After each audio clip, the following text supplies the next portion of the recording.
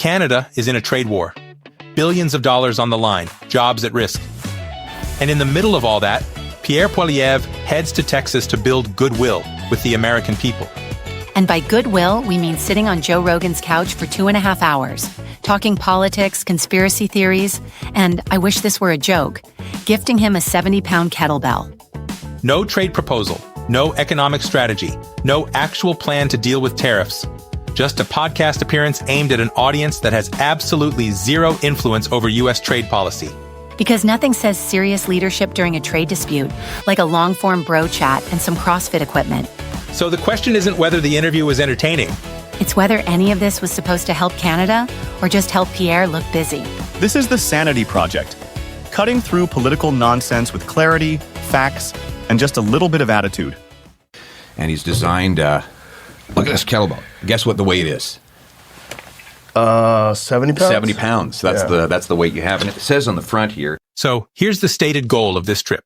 Pierre Poilievre goes to the United States to build goodwill with the American people during a tariff dispute. And on paper, going on Joe Rogan, a platform with millions of listeners, sounds like a big swing. Right. Because when I think of people shaping U.S. trade policy, I think of podcast listeners arguing about supplements and cold plunges. And that's the disconnect. Rogan's audience might be large, but they're not the ones negotiating tariffs. They're not calling Congress about Canadian aluminum. This isn't exactly a pipeline to policy change. No, but it is a fantastic pipeline to vibes. And if there's one thing that resolves international trade disputes, it's strong vibes and a 3-hour conversation. And then there's the gift. Because Pierre didn't show up empty-handed. He brought Joe Rogan a 70-pound kettlebell with a maple leaf on it. Of course he did. Nothing strengthens diplomatic relations like personalized gym equipment. Just to be clear, Canada is dealing with tariffs that affect real industries, real workers, real money. And our opening move is a kettlebell. Some countries send trade envoys. Some send economic proposals. Canada sends leg day. So before we even get into what was said during the interview, we should probably ask a very basic question. Was this about solving a problem or just looking like you're doing something? A biography on Fidel Castro, and then I read Justin's some more. dad. No, not Justin's dad. Right? No. His dad was Pierre. His dad was Pierre. I had issues with Pierre Trudeau too. Because it is a great conspiracy theory, though. It is a hell of a. I don't think it's a true one, though. His dad is Unfortunately. Pierre. Now, right out of the gate, Joe Rogan brings up one of the internet's favorite conspiracy theories, that Justin Trudeau is secretly Fidel Castro's son. Of course he does. Because when you're discussing international trade, the first logical question is paternity tests from the 1970s. And to Pierre's credit, he does say it's not true. He says, and I'm quoting, his dad was Pierre. His dad was Pierre. His dad was Pierre. His dad was Pierre 4 times. Which is interesting because most people only need to say something once when they're completely confident in it. Yeah, by the 4th time, it starts to feel less like a fact and more like you're trying to convince someone. But here's the part that didn't get nearly enough attention. After denying it, Pierre calls it, quote, a hell of a theory, and kind of trails off. And Rogan responds with, unfortunately, and then they both laugh. So just to recap, a completely debunked conspiracy theory about the past prime minister gets brought up on the biggest podcast in the world. And instead of shutting it down, we get a vibe check and a chuckle. This is someone who wants to be Prime Minister of Canada, casually entertaining conspiracy theories about his political opponent's parentage. Not debunking them, not correcting the record, just workshop energy. I won't criticize him on foreign soil. I understand. But Good for you. yeah, I mean, we have a mutual That's respect. such a Canadian thing to do. That is a very Canadian thing. At one point in the interview, Pierre says, and this is a direct quote, I won't criticize him on foreign soil. We have a mutual respect. That sounds statesmanlike, respectful, very prime ministerial. And look, in isolation, that's a solid principle. You don't go abroad and tear down your own country's leadership. Totally fair. Right? That would be inappropriate. Except, this is the same interview where he called environmental regulations bullshit, attacked government bureaucracy, blamed Pierre Trudeau for damaging the oil sector, and dismissed environmental concerns as a disgusting PR campaign. But not Carney. Never Carney. That would cross a line. So just to clarify, the rule isn't don't criticize Canada on foreign soil. It's don't say one specific name while criticizing literally everything else. Because apparently you can go on the largest podcast in the world and take a flamethrower to national policy. As long as you politely avoid using someone's first and last name. That's not restraint. That's branding. And very selective manners.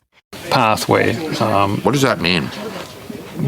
Well, appealing to people's more emotional levels, I would guess. I mean, certainly you just kept eating that apple. It was such a good apple. It was so good.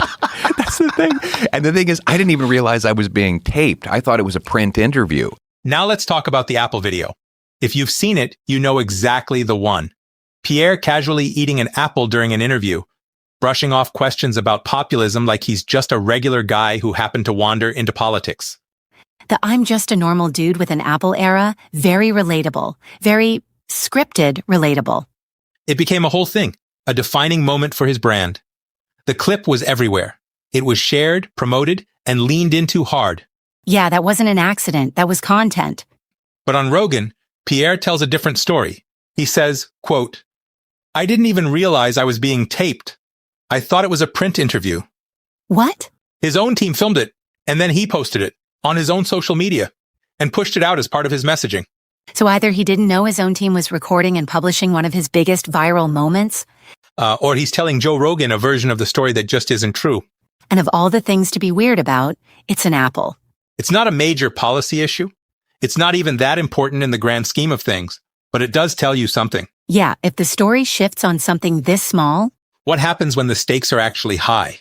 That they've done up in Alberta, where you look at the area, it looks like scorched earth. No. It's the most responsible oil extraction in the world. Now, this is where the conversation shifts from absurd to actually important. Because when the topic turns to the environment, Pierre doesn't just downplay concerns. He dismisses them entirely. Yeah, and even Joe Rogan, MAGA-lovin', right-wing nutter Joe Rogan, looks at the Alberta oil sands and says they look like scorched earth. And Pierre's response is that it's, quote, the most responsible oil extraction in the world, and that environmental concerns are, quote, bullshit. That's a bold position, especially this week.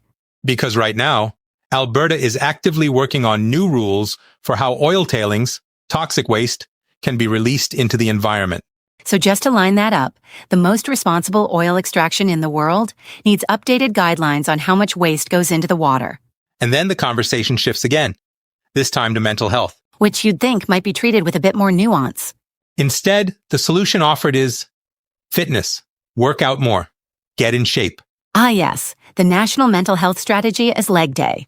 And look, exercise helps. No one's arguing that. But reducing a complex nationwide mental health crisis to just work out, that's not a policy. That's a slogan. And when you strip away the podcast tone, the jokes, the casual delivery, these are real issues with real consequences. And they probably deserve more than a hot take and a kettlebell. Here's the thing about this Rogan appearance. It wasn't really about tariffs. It wasn't about trade policy.